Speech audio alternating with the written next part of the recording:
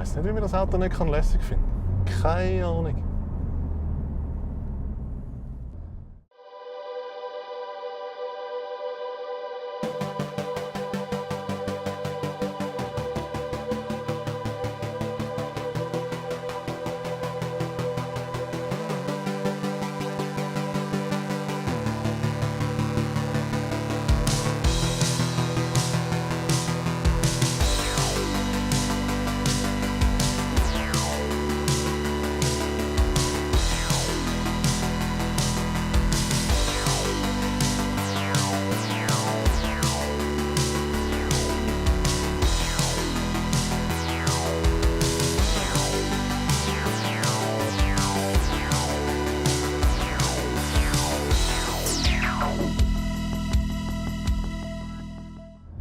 Das Auto ist etwas, das ich respektiere, und zwar, man sitzt drin und man merkt sofort, was sie erreichen mit dem Fahrzeug. Das Auto macht Fahrspass, das Auto leidet gut, das Auto tönt gut.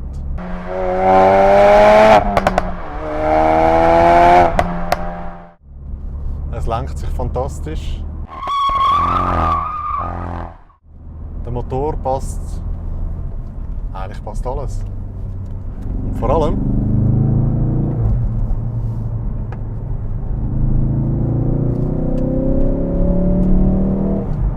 es macht Spaß.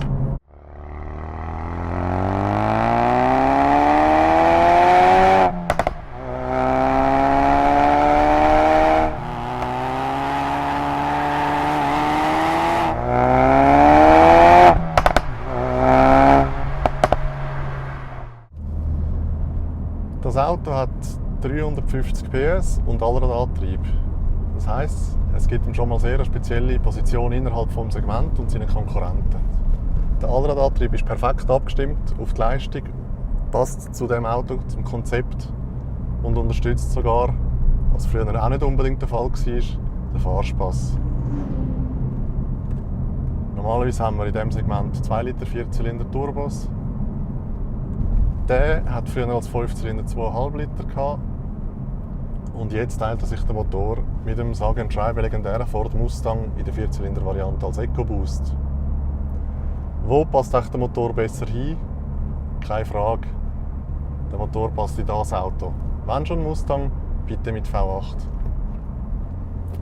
Was zeichnet das Auto also aus, abgesehen von seinem Fahrspass? Er hat wunderbare Recaro-Sitze. Er hat eine fantastische, ich muss es nochmal sagen, Lenkung. Er hat eine Kombination von Getriebe und Motor, die passt. Das Getriebe ist sehr fein abgestimmt. Es schaltet sich sehr, sehr präzise. Es ist nicht hakelig. Die Anschlüsse passen. Was man aber auch muss sagen, ich habe das Gefühl, so zwischendrin haben sie fast ein bisschen zu viel Zeit darauf verbraucht, das Ansprechverhalten vom Motor und der Drehmomentkurve ein bisschen zu verflachen oder auch zu glätten.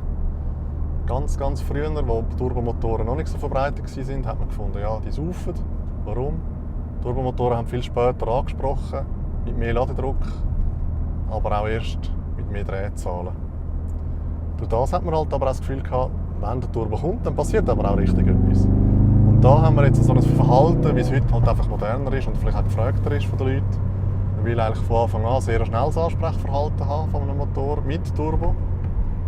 Gewisse Hersteller umgehen das Problem, indem sie 2 Turbos verbauen. Wenn man aber ein frühes Ansprechverhalten hat, dann kommt nachher nicht mehr der richtige Knall, wo man wirklich sagt, doch, das ist jetzt wirklich das, was ich erwartet habe. Muss nicht unbedingt schlecht sein, ist einfach heutzutage so. Nichtsdestotrotz, der Motor fasziniert immer wieder von Neuem, zusammen mit dem Ton. Man kann das auch noch zu einem gewissen Grad steuern, mit Fahrerlebnisschalter-Einstellungen, wenn man so will. Es gibt einen Drift-Modus. Kennen sicher schon alle Leute, die sich für das Auto interessieren. Braucht man nicht unbedingt. Ist eigentlich der Sportmodus mit abgeschalteter Traktionskontrolle. Ansonsten, auch geteilte Meinung gibt es zu dem Auspuffknallen, den man immer wieder hört.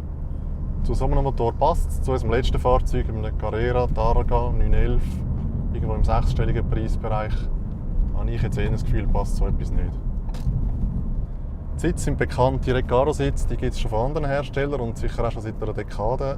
Zuallererst sind die gekommen im Clio RS. Auch dort haben sie schon gut 2000 Franken Aufpreis gekostet. Und leider auch dort, man könnte dem auch sagen, es ist konsequent, sind sie nicht höher verstellbar gewesen. Aber auch das ist etwas, wo man sich anfreunden damit. Der Seitenhalt ist, denke ich, deutlich wichtiger. Und die Sitzposition, dank genug Knopffreiheit, auch kein Thema. Wenn man sie nicht in der Höhe einstellen kann. Was ist noch wichtig bei einem Fahrzeug, wenn man sagt, es gefällt mir, es hat viel Leistung, es handelt, es ist perfekt? Der Preis. Der Benchmark in Sachen Preis und nicht in Sachen Preis-Leistungs-Verhältnis ist Mercedes mit dem A45 AMG, wo sich aber auch mit um 400 PS bei rund 60'000 Franken einpendelt. Deswegen sagt sich Ford, natürlich, 350 PS, da fangen wir auch 50'000 dafür. Ist ja sicher auch in Ordnung.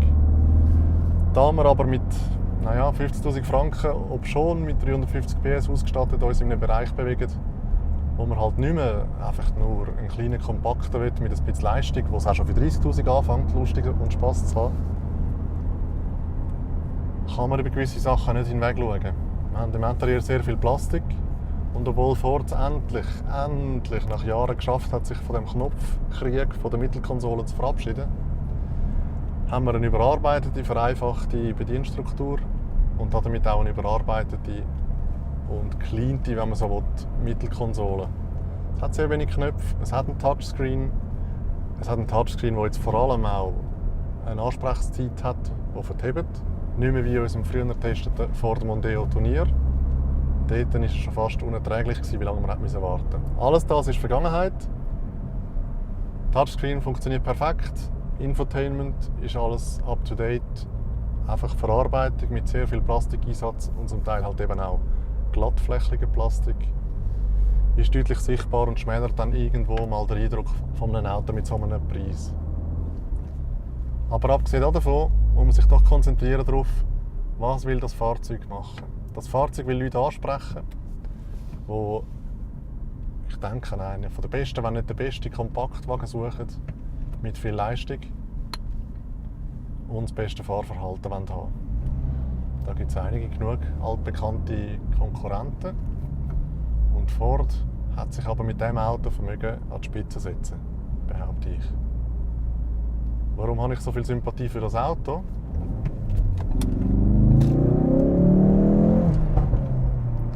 Weil es mich an ein anderes Fahrzeug erinnert. Und zwar der Lancia Delta Integrale. Auch schon ein Zeitchen her. Und hat man dort einen gekauft und behalten, können wir dafür heute ein Netzsümmli machen. Warum erinnert mich daran? Erinnert mich daran vom Fahrverhalten, natürlich vom Allradantrieb, vom Ansprechverhalten vom Turbo. Vom Ton, vom Ton ein bisschen weniger, weil leider hat sich Ford dazu hinreissen zu lassen, den Motor ein bisschen zu untermalen oder zu betonen, indem sie Soundengineering betreiben und das über die Lautsprecher im Innenraum abstrahlen.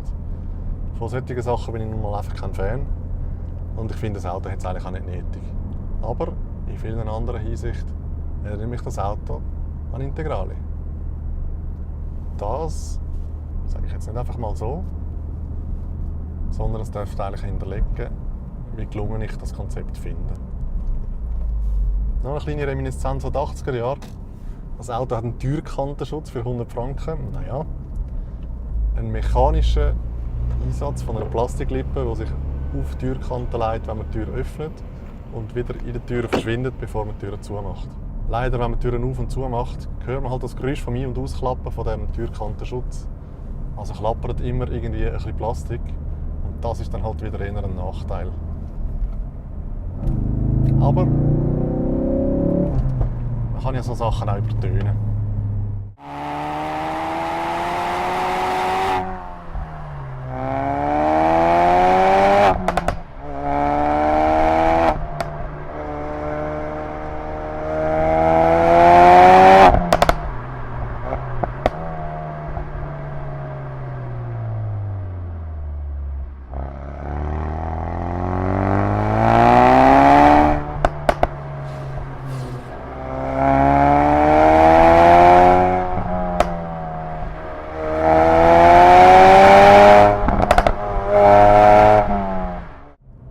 unsere Zusammenfassung, der Ford Focus RS. Oder meine Zusammenfassung, denn die anderen Fahrberichte gibt es ja auch noch zu lesen. Ich finde, der Zweck und das höhere Ziel ist erreicht. Das Auto setzt einen Benchmark. Wenn man sich ein bisschen umhört oder einliest in die Fahrberichte, international, vor allem auch von englischem Ursprung, ist das Resultat deckungsgleich mit dem, was man dort liest. Sie haben es geschafft, das Auto so anzubekommen, dass es begeistert. Es steht für absoluten Fahrspass. Alle Komponenten sind ideal aufeinander abgestimmt.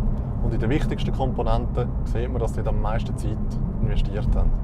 Ja, es hat vielleicht Plastik im Innenraum, was einem mag stören. Ist aber eigentlich nicht wichtig für die Art von Fahrzeug. Viel wichtiger, eine knackige Schaltung, eine super abgestimmte Antriebseinheit, das Fahrverhalten, die Sitz, Sitzposition, Klammern auf, kann man darüber diskutieren. Alles, was darauf ankommt, Lenkung, Fahrwerk, Sitz, Ansprechverhalten, Motor, Handling, passt. Und damit muss man eigentlich sagen, well done, Ford. Und bitte noch ein bisschen mehr davon.